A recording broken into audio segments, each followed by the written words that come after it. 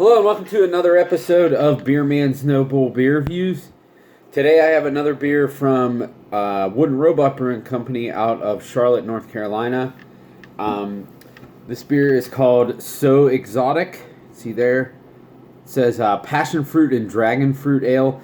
Now, when I originally saw this, I assumed it was like a kettle sour with those things in it. But supposedly it's not.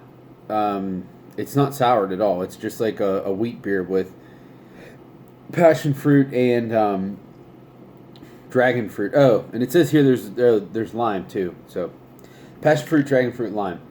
And it is 4.5 ABV. I've not had this before. I'm really curious to try this because anytime I've ever had any like fruited, like lower alcohol, sessionable beers from them, they've been some of my favorite that I've had in the area. So I'm really excited to try this. What's one of my favorite beers that they've done, and my favorite beer from any brewery in Charlotte, they did a chili lime beer that had like peppers in it and lime. So it was like just a little bit of spice. I mean, I love spicy stuff, so it wasn't like spicy for me at all. But you get a little bit of the kick, and then it was just like super refreshing lime, and it was a Goza too, and it was just so crushable. I really really wish they would can that. But anyways, I'm gonna crack this open and see what we got here. Well, there's the dragon fruit color for sure. I've noticed too with a lot of these like fruited beers that have dragon fruit in it, like dragon fruit doesn't even have that much of a flavor. I think it's basically added just for color, which is fine. It's a natural color. I don't have a problem with that. It's just kind of funny. But you can see it pours a really vibrant, like darker pink color, which is kind of a mix between these two colors on the can. It had a really small white head that's dissipated. It is a little bit cloudy. I mean, you can see through it, but it's not completely transparent. Oh, man, that's a lot of passion fruit. A lot of passion fruit. Honestly, anytime I've ever had, or most of the time I've had stuff with dragon fruit in it, there's also passion fruit in it for whatever reason. I guess because they're both tropical fruits. But so I don't know, other than like weird things from Sobe or whatever it's called, or Life Water. They have a dragon fruit thing.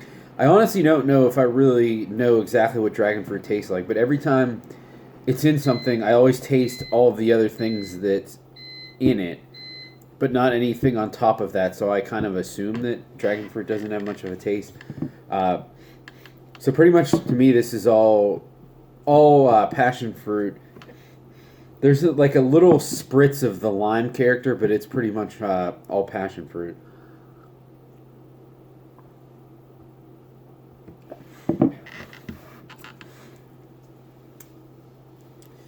Oh man, that's nice. That's good. So if you really think about a really good like dragon fruit, passion fruit kettle sour, but you kind of like cut the acidity in half, and then you take out like that grainy, sometimes almost like butyric acid type character, and it's basically just all fruit, no like throat burning acidity, and that's it. Like that's basically what this is. I'm really not getting any of the lime in the flavor, and like I said, I don't know that I honestly know what dragon fruit tastes like by itself, so I can't really say anything about that. It's obviously pretty present because I know passion fruit is not pink, and neither is lime, so the color of it is for sure from the dragon fruit. I mean, there's not much complexity to this, but it's basically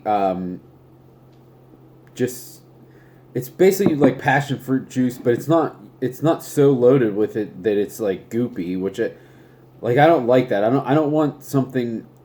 It's fine if it's loaded with that flavor, but I still want it to have the body and the carbonation of beer, which this still does.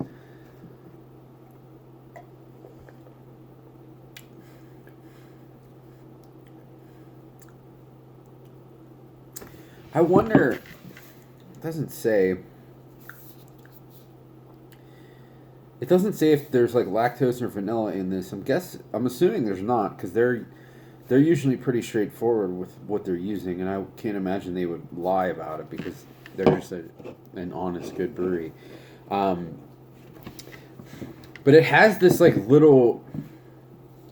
I don't even know if it's vanilla, but it's some sort of a pastry type flavor, like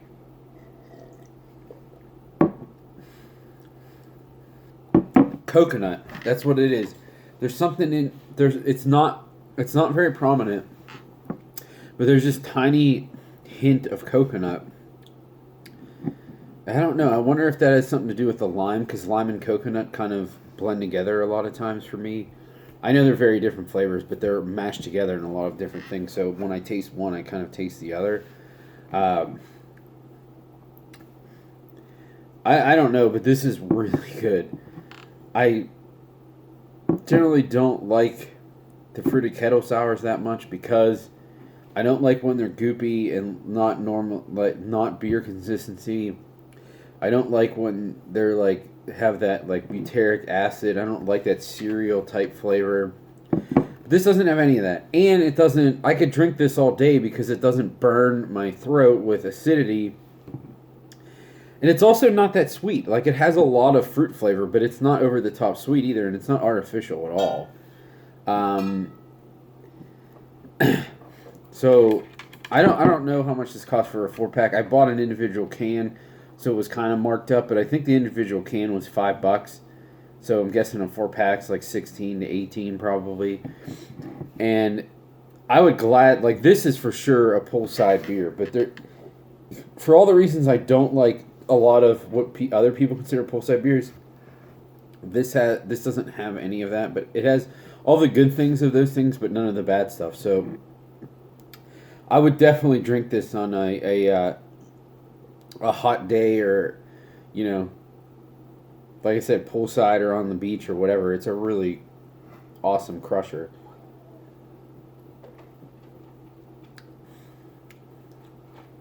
Wow, I'm just trucking through this. These guys are so underappreciated in the Charlotte market. It's not even funny. It makes me mad, honestly, because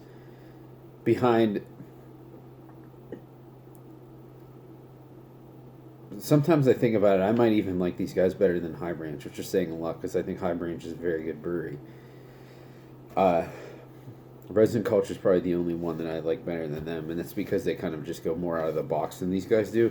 But if you compare like really simple styles, these guys probably are actually just as good as they are, in my opinion. They just crush everything they do. They don't do anything like that's mind blowing. Just everything they do. If you could think of what the ideal version of that type of beer is, that's where it falls. I've had very, very few beers from theirs that I wouldn't absolutely buy again, and I've never had one that I was just like, this is bad, I don't want to drink it. So this one's no exception to that. This is definitely a buy for me. I hope they do this again, because I don't think I can get it anywhere now. It's gone at this point. I think it came out like 3 months ago when it was still not that cold here. But I do really hope they do this again, because it's a great beer. And I would like to drink this in the summer. I hope they release it like in May, and you can get it for a couple months in the summer. That would be awesome. But that's all I got on this one. Please like, comment, subscribe. Let me know what you think, and I look forward to doing the next one. Thanks.